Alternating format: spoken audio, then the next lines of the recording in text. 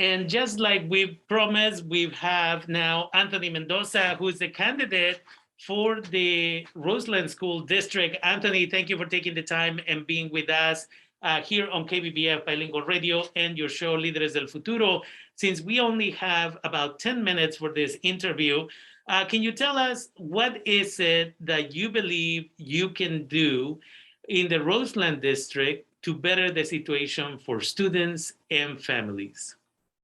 So right now, I'm actually currently on the Board of Education for the Roseland School District. I've actually been able to have a say on many what's going on. And since a lot of this is now public information, I can let you guys know. So right now, we just have an interim superintendent, which we only agree to contract for a certain amount of days because we hire retired superintendents and they can only work a certain amount of days because of their retirement. But right now, one thing is that we're looking for a permanent superintendent. So the board is going to have a lot of say on who gets chosen on that board. Right now, I'm the only Latino on the board, and I'm the only one that actually has I've been reaching out to parents on what they want to see in a superintendent. I've been reaching out to teachers, and I've been talking to them on what qualities they want to see on a superintendent. And another thing, the board has a lot of say on the money. Right now, we're looking at fencing around the schools and whether or not we're actually going to have that. So I've been trying to reach out to parents, see if they would actually like that, because I went to Shepherd, and the one thing that I've always liked about it is that it's open. There's no fencing, and you can just walk on there, you utilize it. But another thing is that a lot of the teachers want safety. So I've actually reached out to the police chief, and I've been wanting to meet with him and the superintendent and see what we can do to have a plan with the Santa Rosa Police Department in case there is a shooter. Because once there was a shooter, or there was a shooting where a 15-year-old shot a 16-year-old, happened around Sunset. The boy actually ran to the school and tried to blend in, which is very dangerous. And a lot of the teachers are very concerned about their safety. So this is one thing I've been like working on avidly, aside from campaigning, is trying to find a new superintendent, and obviously putting the safety of the students and the teachers first. Definitely. Thank you for that. And the other question is in regards to students that graduate from the district. And so you have a lot of students that get started in the pre-K type of program, then they go into kinder, elementary school, so on and so forth. But do all of the students that start in, let's say, pre-K or kinder over at Roseland actually graduate from high school within the district? For the most part, it was yes, but it has changed a lot now in the recent years. So while I was in school, Rams used to only be Shepherd and Roseland kids. So we typically knew all each other because we all went to elementary in the same place. But now that the school is very impacted, especially Roseland Accelerated Middle School, many parents are trying to get their kids to go there because of the program that they have, and especially the administration they have. A lot of them like that, how Haley Piazza, who's the principal of the school, is running it. They're trying to send their kids, so the wait list is very long. So now we have kids from all over the county that are going to the schools. Same too with Roseland University Prep.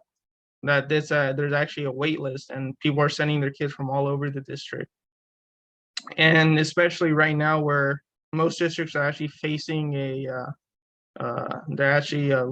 I think Sonoma County Office of Education said that there's going to be a disenrollment of about 16%, and that's mostly attributed to the wildfires and the cost of living here in Sonoma County. We've been seeing that the Roseland School District has been impacted because of the program that has been created. Yeah, definitely. There's a change in what's happening in all of the districts. So let's talk about students who actually graduate from Roseland University Prep or Roseland Collegiate Prep, and how successful they are in college. In your situation, are their students as successful as the media in general presents it? Well, it's a half and half. So the school district is very successful in getting students to enroll in college, get through college. They even help you fill out the FAFSA forms while you're in AVID.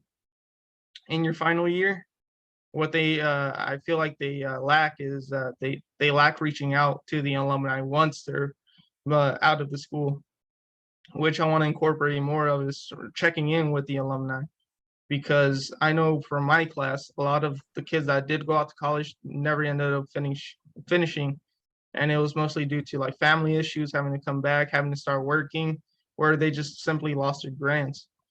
So while the school does promote that we do graduate around 100% of the students, it's we need to start looking at how many students actually go off to college and graduate.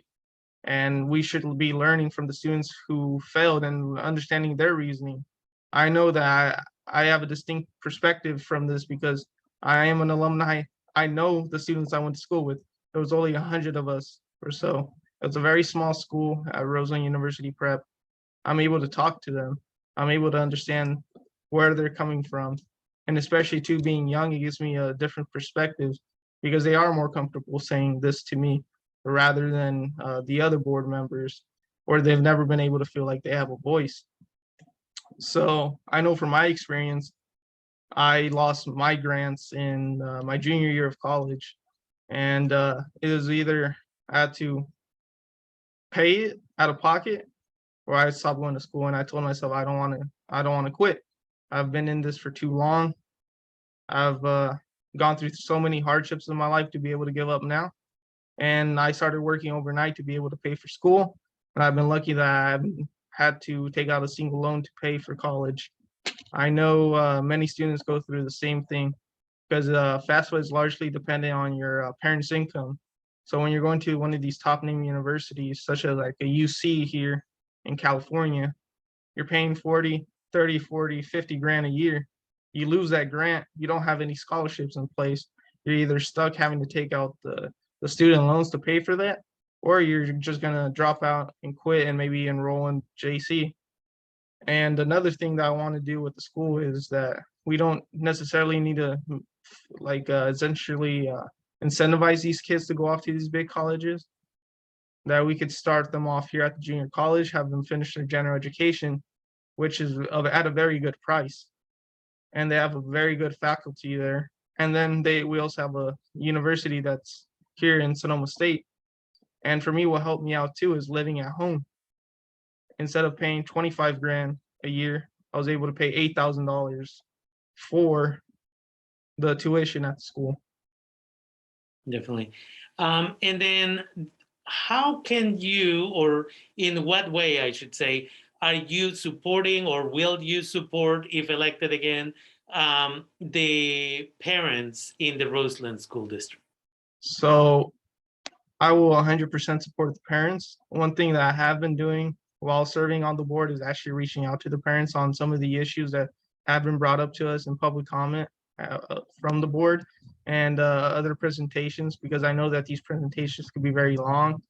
They deal with a lot of money. We typically have consultants come out and speak to us about this. I know we have architects that give presentations, and parents might not be able to spend almost 4 hours of their day just listening to this. So I'm able to educate them on it, get their opinion, and get them involved. And I know one thing that's a lot of parents have been wanting is a parent-teacher association at the Roseland School District, which a lot of districts have, but Roseland had one in the 90s.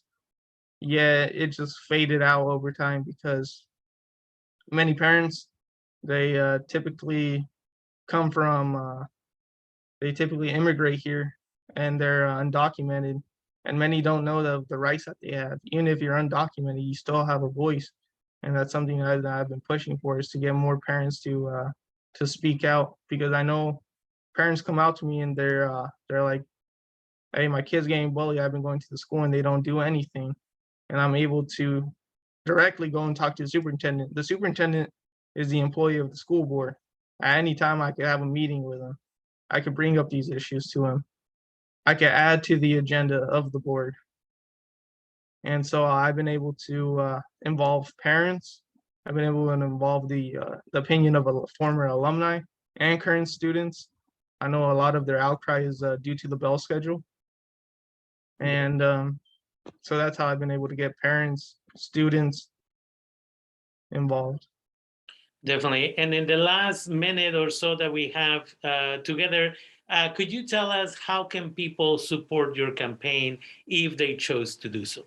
So I have my website, Anthony Mendoza for RSD.com. They could go on there and they could get in direct contact with me. What they could also do is, so since I was endorsed by the Roseland Educator Association and the California School Employee Association, they're actually going to send out mailers to all the households in Roseland, and it's going to have the information for myself out on their endorsement for me. They could just when the ballots do come, just vote. And I'm advocating that that I continue to stay on the board because I want to continue this progress that we started. And another thing that they could do is just reach out, and if they want to help me out on my campaign. I know a lot of people have never worked on a campaign. It's something new for them. And even for me, it's been very different, like running a campaign, because I got into politics 2017, 2018, and it's my major at Sonoma State. I'm a political science major. I've been, even being well seasoned in politics, this is a whole new ballgame running a campaign. I've had to understand so many laws, even on how I spend my money, how I report it. And if they just wish to learn more about politics in general, I can just help them out. And if they just want to spread a word of mouth, because that's honestly what matters the most, is the opinion someone gives off of someone. Because I see it as a grassroots campaign. I don't have I don't have a lot of money to spend on this campaign. It's mostly been self-funded. I have gone some donations, but if you do wish to donate, all your donations are greatly appreciated because like this is grassroots. I remember my event at Mitote, Octavio actually let me do it for free because if I would have had to pay, I wouldn't have enough money to do any type of event. And so I was able to get former alumni there. I was able to get teachers to come out. I was able to have live music. I was able to have empanadas for people to eat and just start talking to people.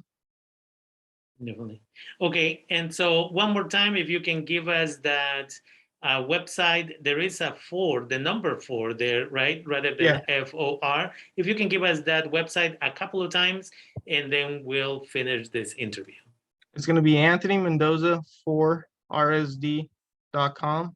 Anthony Mendoza for RSD.com.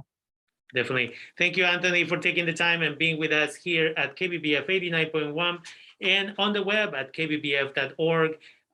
Thank you for being here. If you do get elected once again to be on the board, we invite you to come back and keep us updated on what's going on in Roseland. Thank you for your time. All right. Thank you.